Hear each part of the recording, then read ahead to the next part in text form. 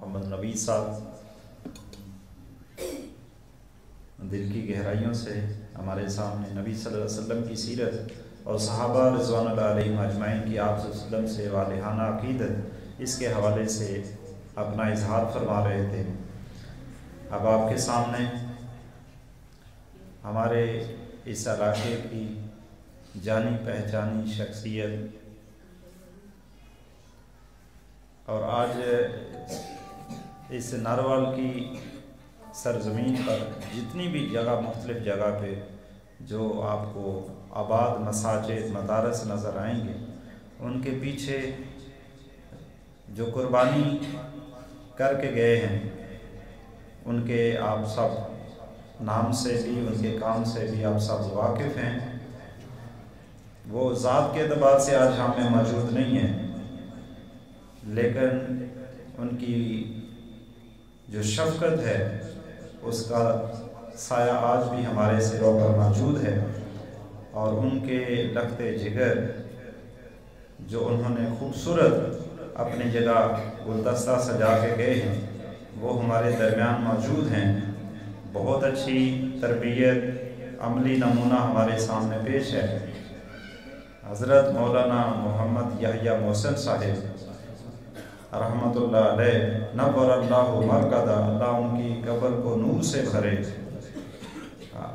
وہ اپنی ذات میں صرف عالم نہیں تھے، اپنی ذات میں ایک پوری انجمن تھے۔ پورے شہر ناروال کے اندر بھی اور گرد و نواح میں بھی، مسجد کے اندر کے بھی مسجد کے باہر کے بھی بہت سارے لوگوں کے معاشرتی دنیاوی مسائل کو حل کرنے والے اور ہر مشکل میں ہر ایک کے کام آنے والے، بے لوث خدمت کرنے والے۔ یقیناً بہت سارے لوگ ان کی کمی کو محسوس کرتے ہیں، لیکن اس کمی کو بہت حد تک ان کے صاحبزادوں نے پورا کیا ہے۔ لیکن ہر آدمی کی ایک جو شخصیت ہوتی ہے وہ اس کی دوسری جگہ نہیں لے سکتا کوئی بھی۔ تو آج ہمارے درمیان ان کے صاحبزادے حافظ عبدالرؤف صاحب تشریف رکھتے ہیں۔ ان کی خدمت میں گزارش ہے کہ اپنی خوبصورت آواز میں خوبصورت لحن میں قرآن پاک کی تلاوت سے ہمارے دلوں کو منور فرمائیں۔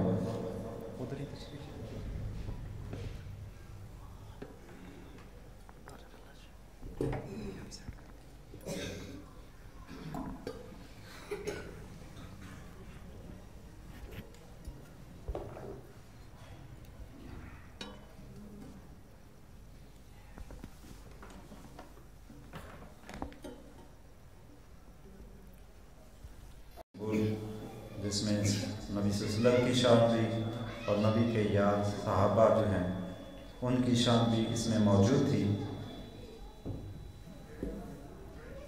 یہ ہمارے ایمان کا حصہ ہے کہ آپ صلی اللہ علیہ وسلم پر ایمان اور صحابہ پر ایمان۔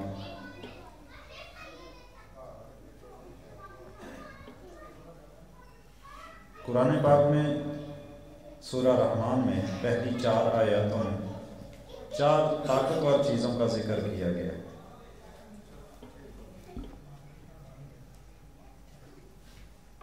یہ اپنی ذات کے اندر اور انسانوں کے اندر تبدیلی لانے کے لیے ایسی قوت ہے کہ اس کا اگر استعمال صحیح کیا جائے تو بہت بڑی تبدیلی آ سکتی ہے۔ تو پہلی آیت میں اللہ پاک اپنی ذات کا تعارف الرحمن کہ اللہ پاک کی جتنی بھی صفات ہیں ان میں سب سے بڑی طاقتور جو صفت ہے وہ رحمان ہونے کی ہے۔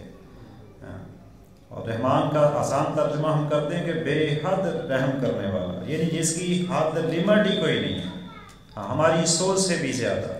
اور یہاں تک احادیث میں تو یہاں تک آتا ہے اللہ مخاطب ہوتا ہے بندے سے، کیا میرے بندے تو اتنے گناہ کر، زمین و آسمان کے خلا کو گناہوں سے بھر دے، تو کرنا بھی چاہے جتنے نہیں کر سکتا، اتنے گناہ کر جتنی سمندر کی جھاگ ہے، بس تو ایک دفعہ مجھ سے توبہ کر، میں تیرے گناہوں کو معاف کر دوں گا۔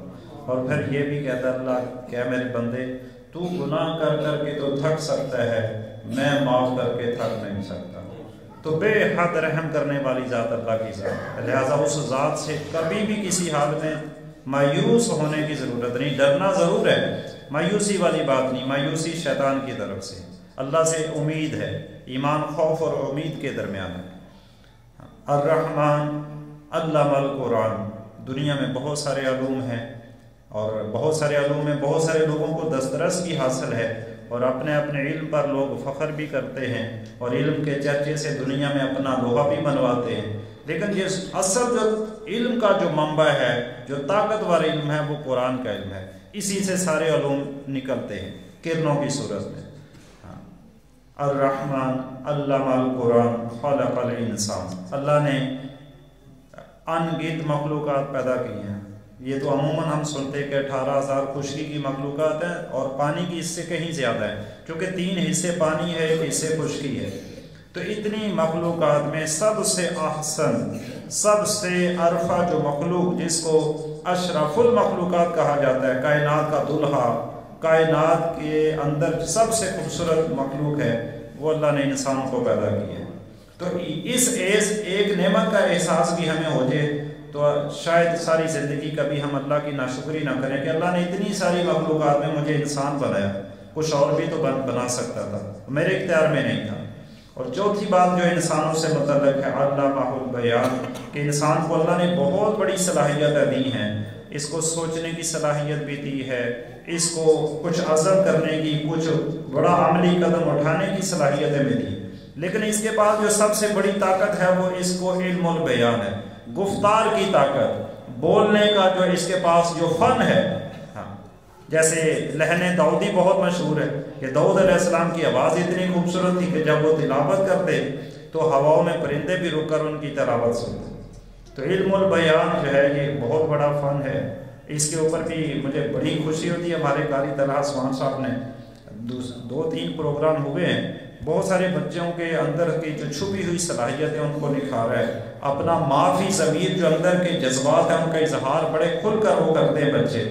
تو آج ان کے اندر اتنا اعتماد ہے، تو یہ آج اگر بول سکتے ہیں تو انشاءاللہ بڑے ہو کر یہ بڑے بڑے مجمع کے سامنے اور باطل کے سامنے یہ حق کی آواز بلند کرنے والے ہیں۔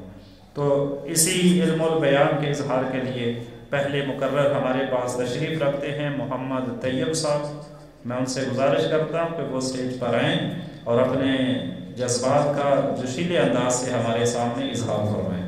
محمد طیب صاحب۔